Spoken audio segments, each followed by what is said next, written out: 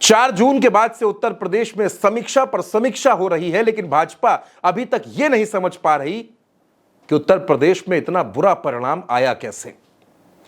योगी आदित्यनाथ अपनी समीक्षा बैठकों में अपने नेताओं से, विधायकों से, सांसदों से सवाल पूछ रहे हैं। इस दौरान योगी आदित्यनाथ के हाथों में वो फाइल होती है जिसमें एक तरफ 2019 का चुनाव परिणाम होता है और दूसरी तरफ 2024 का परिणाम। विधानसभा वार भाजपा को कितने वोट मिले, किस बूथ पर वोट घटा, किस बूथ पर वोट बढ़ा, तमाम आंकड़े लेकर योगी आदित्यनाथ बैठते हैं और अपने सांसदों और विधायकों से सवाल पूछते हैं। दोस्तों, उत्तर प्रदेश में इन दिनों Yogi Adityanath back to back meetings कर रहे हैं। कभी वो सांसदों और विधायकों से 1 to 1 मिलते हैं तो कभी मंडलवार समीक्षा बैठकें करते हैं।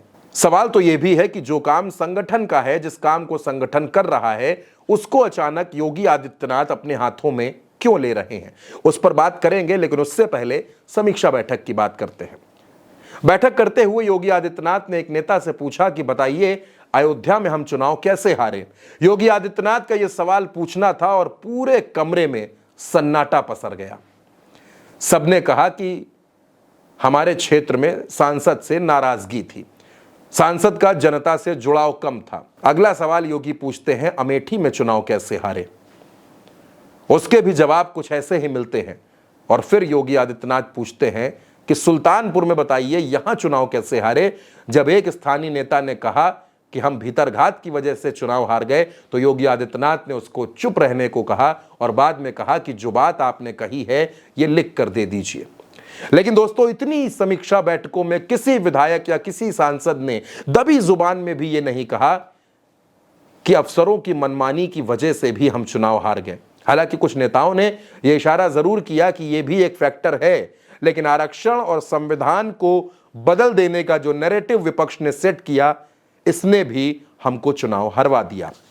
अब दोस्तों, उत्तर प्रदेश में 10 विधानसभा सीटों के उपचुनाव से पहले योगी आदित्यनाथ ने पूरी कमान अपने हाथों में ले ली है।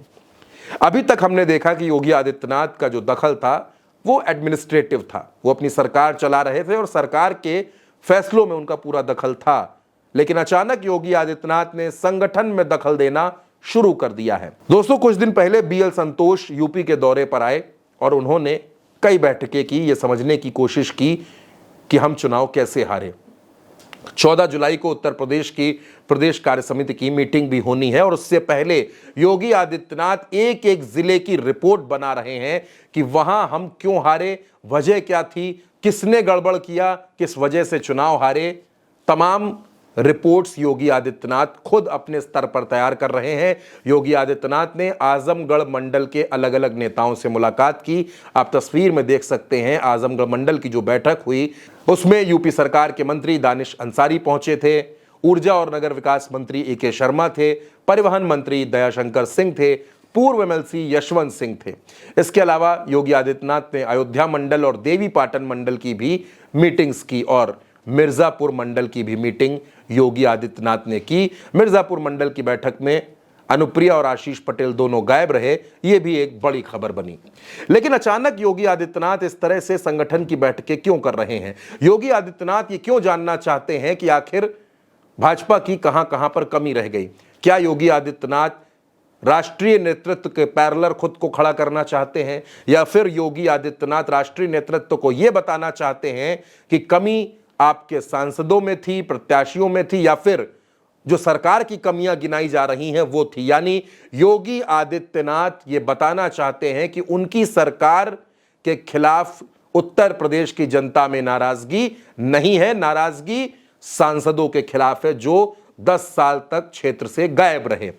यानी योगी आदित्यनाथ ये पूरी रिपोर्ट आला कमान के सामने रख देना चाहते हैं। चाहे बात अयोध्या की हो, सुल्तानपुर की हो, अमेठी की हो, जौनपुर की हो, किसी भी सीट की बात हो, वहां हार की कौन कौन सी वजह रही, उसका एक एक पॉइंट योगी आदित्यनाथ खुद नोट कर रहे हैं। योगी आदित्यनाथ खुद ये समझना चाहते हैं कि आखिर कमी कहां पर रही।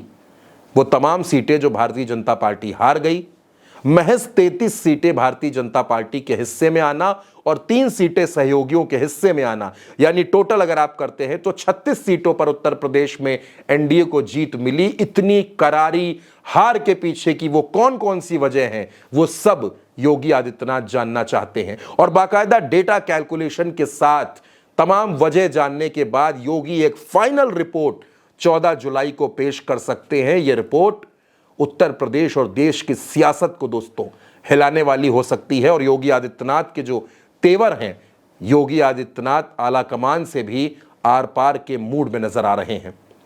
दोस्तों, उत्तर प्रदेश में भाजपा की हार के पीछे की तमाम वजहों पर आपका क्या सोचना है, आपकी क्या राय है? अपनी राय हमें कमेंट बॉक्स में जरूर बताइएगा।